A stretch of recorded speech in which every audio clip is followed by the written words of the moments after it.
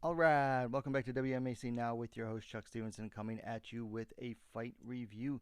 So we're going to Miami, Florida for Combate Global. We're going to the Strawweight main event for their August 12th event. We have Camila Rivarola coming in at 4-3-1, taking on Claire Lopez coming in at 6-4. Now, one thing they made sure to mention was that these two ladies know each other pretty well. They had trained together in the past.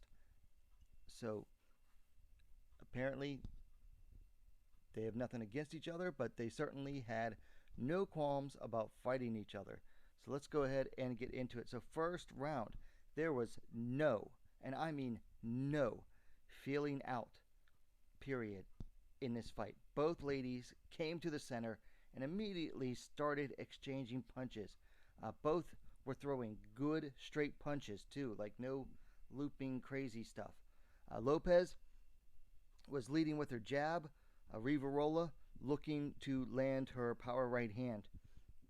Now there was a clinch attempt by Lopez, but Rivarola punched out of it, and then Lopez was able to then back Rivarola off with a nice stiff left jab.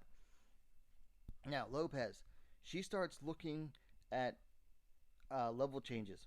She goes once, twice, and on the second one, boom, snuck in a huge right uppercut that drops Rivarola. Lopez pounced onto the grounded Rivarola, taking her back. She sunk the hooks in, and then Lopez locked on the rear naked choke, and it was over the chin, so it wasn't actually like choking Rivarola necessarily. But let me tell you something. This rear naked choke, it was tight. And even if you're over the chin, if you're squeezing it tight enough, that causes immense pain. Rivarola had no choice but to tap out. Uh, she was finished for the first time in 4 losses. So your winner is Claire Lopez via submission due to rear naked choke, 44 seconds of the first round. The fight was over that quick. I mean, wow. It was it was fast. I mean, Rivarola just did not see that coming. I mean, Lopez did a really nice job, set her up with those level changes, caught Rivarola off guard with that uppercut. I mean, and let me tell you something. You could hear the uppercut. It was like a nice sound as she hit it, more like a as she hit that uppercut, and Lopez, Rivarola just, excuse me, Rivarola just dropped to the ground, uh, backwards, landing on her stomach. Now, Lopez said that she had studied Rivarola's game and was prepared for what she was going to do, and the fight showed it. I mean, they were getting some nice exchanges going, but it seemed like neither was getting the better of each other. But then Lopez hit that jab and then started those level changes. And when Rivarola kind of like leaned over, like she was ready to sprawl on the takedown on the second level change, and when she did, that's when Lopez snuck in that right uppercut. Just really nice, excellent setup there. Now, Lopez learned that level change fake to uppercut from her coach, uh, Brad Pickett, who runs Great Britain Top Team. And she actually, if you go to Claire Lopez's Instagram, there's a video. It starts off with Brad Pickett doing that same move in the UFC, getting a knockout. And then it cuts to the video clip of her doing it to Camila Rivarola. So definitely go check it out. It's Claire Lopez MMA on Instagram.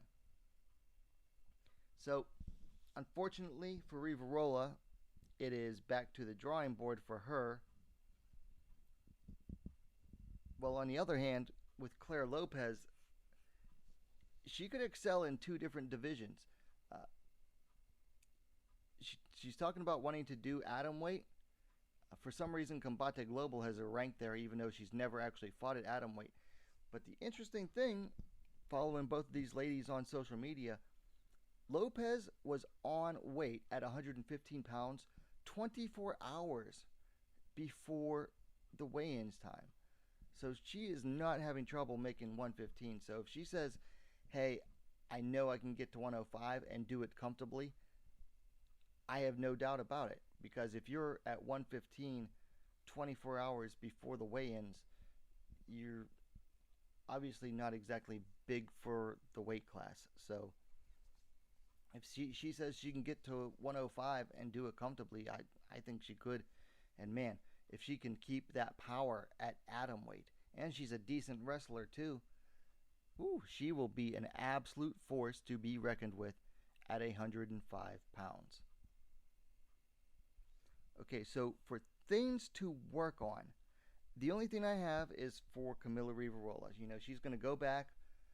She's going to study what Claire did, how she caught her off guard like that. Her coaches are definitely going to study the tape.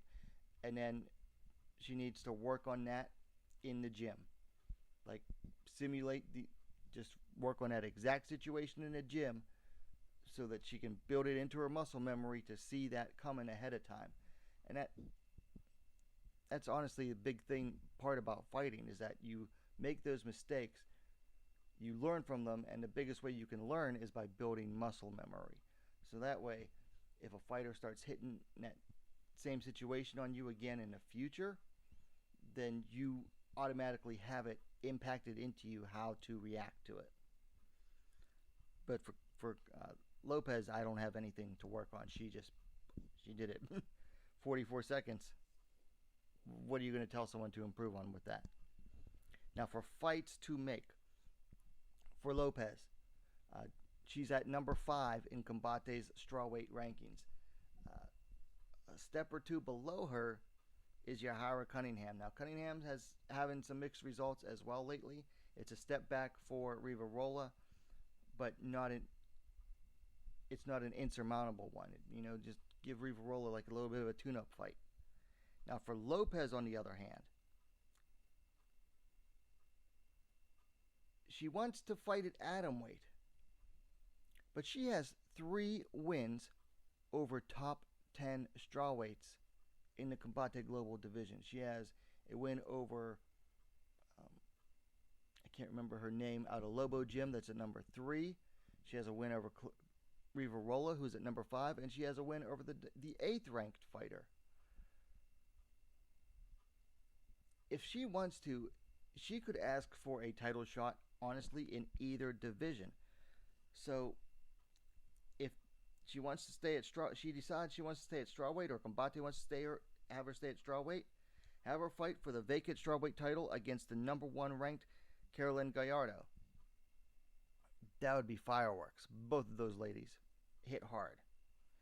Or, if she wants to go down to atom weight, book her in a strawweight title fight for the vacant, in an atom weight title fight for the vacant title against the number 1 ranked Ana Palacios. That would be a good one too. Lopez would definitely have a striking advantage over Palacios. However, Palacios is very dangerous on the ground. So is Lopez. That would be where things get really interesting. So, Claire Lopez, she could be fighting for a title in 2 different divisions. Combate Global definitely has some options that they can work on with her. Anyway, those are my thoughts on this one. Claire Lopez defeats Camila Rivarola via rear naked choke, 44 seconds of the first round. Let me know your thoughts on the fight in the comments down below. If you liked the video, please give it a like and share it as well. And while you're at it, go ahead and subscribe to WMMAC Now, the best, most complete women's mixed martial arts dedicated platform on YouTube. Thanks for watching. We'll see you next time.